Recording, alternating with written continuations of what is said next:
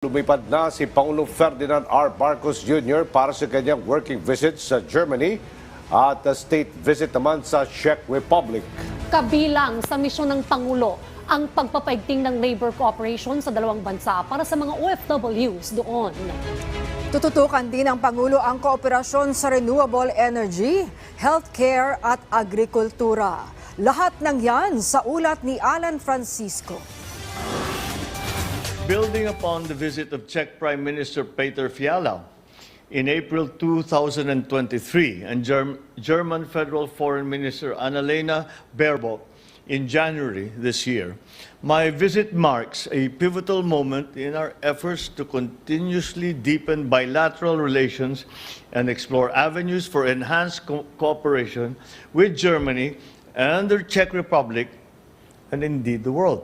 Pagpapatibay ng relasyon ng Pilipinas sa Germany at Czech Republic ang dahilan ng pagpunta ni Pangulong Ferdinand R. Marcos Jr. sa Central Europe ngayong araw. Sa kanyang departure speech sa Villamor Air Base, sinabi ni Pangulong Marcos na ang pagbisita niya sa Germany at Czech Republic ay kasunod ng naging imbitasyon sa kanya ng dalawang bansa. Kapwa pangalawang tahanan na ng mga overseas Filipino worker ang Germany at Czech Republic, kung saan bibisitahin din ng Pangulo ang mga Pinoy communities doon.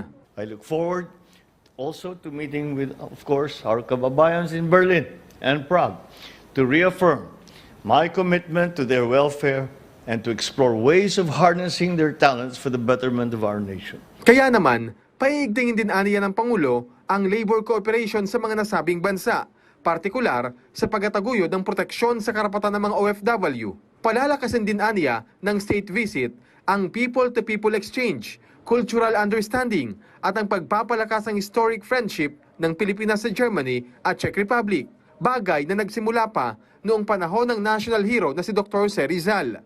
During our time in Germany and the Czech Republic, we will underscore our unwavering commitment to strengthening partnerships with like-minded countries, promoting the rules-based international order which serves as a cornerstone of global peace and of stability.